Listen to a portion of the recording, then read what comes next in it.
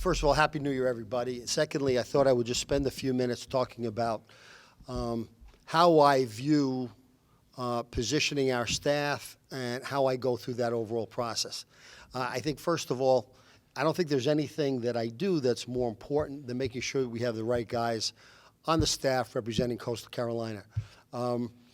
Whether we're implementing the concept of BAM, whether we're implementing our mission, whether we're talking about recruiting, whether we're talking about how we handle the guys that we have as part of our responsibility at our particular position or our side of the ball, how we coach them, how we take the field, what our attitude is. That's all about the coaching staff. So when I make a decision to bring a guy on, you can rest assured that there's a tremendous amount of thought that has gone into that decision. So to back up a little bit, my first year at Nebraska, I realized that. And back then, this was 2009, I started to put a portfolio of coaches together. And that would be broken down by individual position, by coordinators, by recruiting areas, et cetera, and where they were coaching, what their stats have been, where their background is, et cetera. And I have done a pretty good job, I think, of updating that over the span of the last several years. Back around 2009, I had the good fortune to actually meet Mickey when he was the head coach of James Madison, and he gave me a lot of good advice as to how to proceed with regards to coming back to football back then. So you have the press release. You all have his resume. You have his list of achievements. I think, frankly, it's an honor for Coastal Carolina to be able to get Mickey Matthews as our defensive coordinator. The wealth of experience that he brings to the table, I think is extraordinary. The impact that he has had on the boys he has coached, helping them become men, I think is also extraordinary. And I think we're fortunate for him to be our defensive coordinator and represent Coastal Carolina. So with that, just let me turn it over to Mickey. It's good to be here. I came down last year and did when I was working for ESPN, I did the playoff game with Richmond, and I enjoyed being down here on December the 5th, and it was 75 degrees. Thought that was really nice, coming from the Northland. But it is, I appreciate Coach Moglia giving me the opportunity to be the defensive coordinator. I fully understand what being the head coach is, and I'm really looking forward to being the defensive coordinator. When I was, a lot of times when you're the head coach, you know, you don't get to do the actual teaching that you are allowed to do when you're a position coach or a coordinator.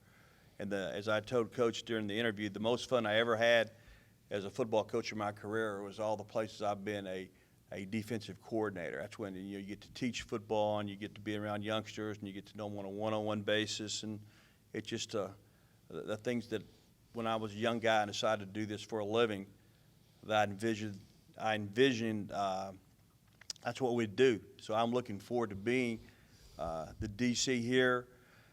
There's a lot of work to be done.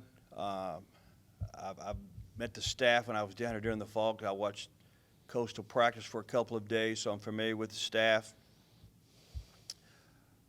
We're going to be good. I assure you this, we're going to be good on defense. If you go through my track record, we've never been anywhere we weren't good on defense. It goes back many years.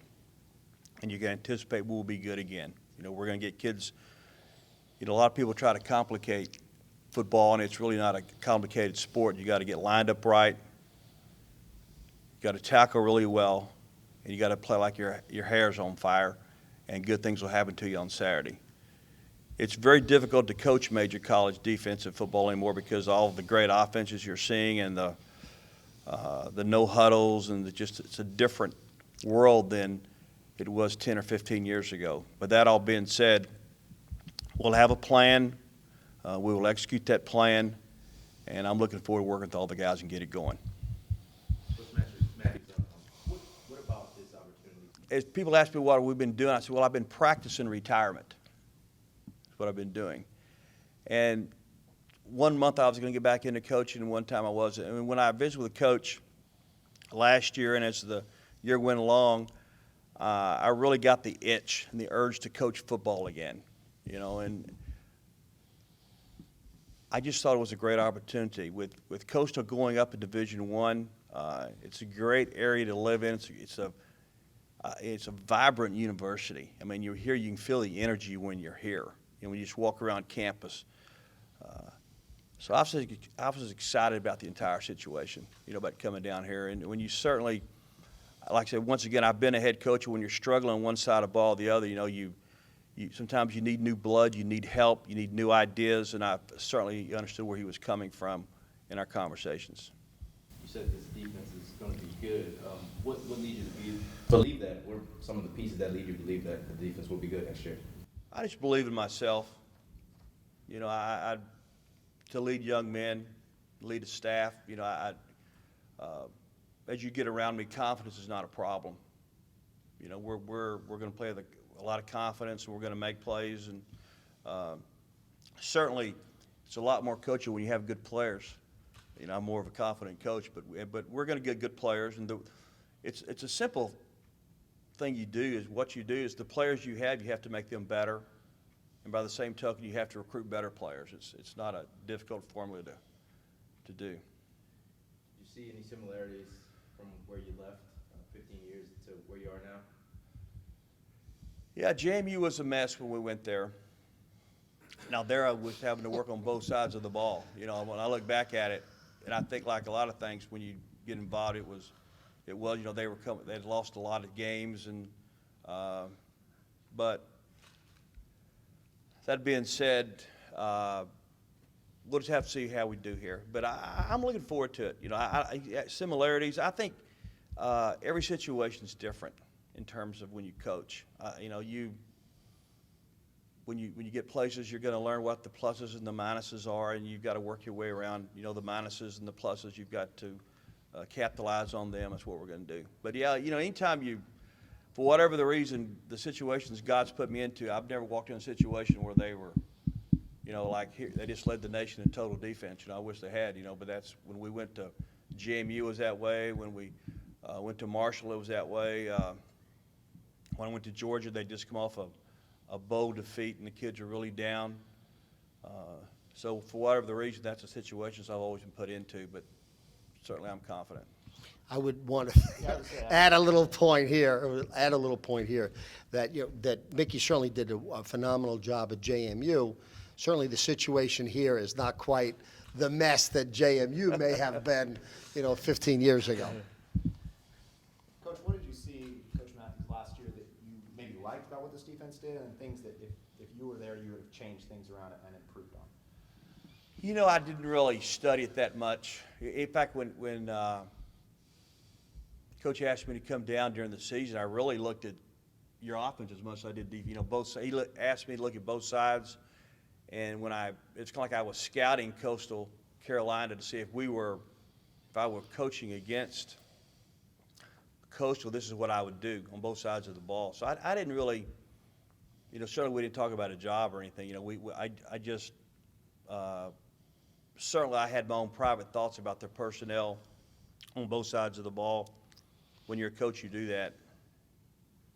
I think, guys, one of the things you want to be aware of is, I think when Mickey did come down, he actually spent more time with Dave Patton on the offensive side of the ball. But the reality is, this is his first day on the job, and has not had an opportunity to look at all of our film yet. And I think perhaps, prior to spring ball, he will certainly have had the opportunity to do all that, and it might make sense to kind of get his perspective on that a little later after he's had a chance to evaluate what we have today, both in terms of personnel, where we had breakdowns, where we were strong on defense, where we weren't as strong. Damon? When you bring on a coach like this with this kind of experience, is it kind of like having a second head coach as a defensive coordinator? I think anytime you bring, I think you're as good as your staff. So I think anytime you bring on somebody that's got a wealth of experience, everybody has their own strengths. And I think with the experience that Mickey has, certainly I and the entire staff will look to him for, he has already been there, he has done that, he has gone through different things. But again, his role is defensive coordinator, and that's not a competition with mine, it's not a competition with the offensive coordinator, it's not a competition with anything else. His role is defensive coordinator, and that will be his focus. Having said that, he brings a lot of experience to the table that I and all of us will take advantage of. The program faces a 2-year transition here with the move to the FBS. Do you intend to be here beyond that and see it through and then get to reap the benefits of making that move? Or Yeah, we're not in any hurry. I mean, I've been in town 24 hours, and you're asking if I'm going to leave. But, you know, I'm really looking forward to me, Coastal's, with the youngsters you can recruit at Coastal, I think we should feel like we can compete for championships and be in the bowl picture, the bowl discussion, every December. Now, that being said, that's in the future. It's going to be a tough transition anytime you move up. Like I said earlier, no two situations are the same. When you make the transition that we're making, but we're going to sign good players, and I'm sure that there's a great base here defensively. There's a good staff, and we're going to be fine. But there's 2 years of transition is for a reason. The NCAA does that for a reason. When you're inheriting a team, what's the most obvious thing you can immediately impact for the next season ahead? I'm not for sure that the number one thing I could impact. I just hope I want to be an assistant to coach. Get just really what we just talked about in transition. Because you realize because of my background, being around the SEC, I think I have a pretty good idea what Division I players look like, and some opinions on who we should recruit. Just trying to help the guys. Who to recruit, and certainly you'll have some ideas from time to time. But you think about Coastal's been pretty good. It's not like there's going to be a lot of fixing to do. But we must get better on defense. I don't think there's any question about that. Coach Matthews, as you've gone through your career and you talked about offenses changing and adapting, how have you adapted defensively to update your schemes and also to connect with your players? I would say this. That's a good question. The one thing that will always be about good defensive football, and you watch all the bowl games, the teams that are still playing are good against the run.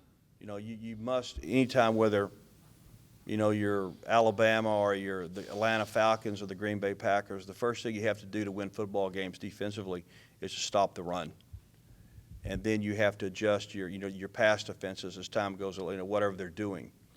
But you must stop the run. There's been a lot of defensive coaches try to get away from that, and usually they're on the streets pretty quick. You have got to stop the run, and then you work your way from there.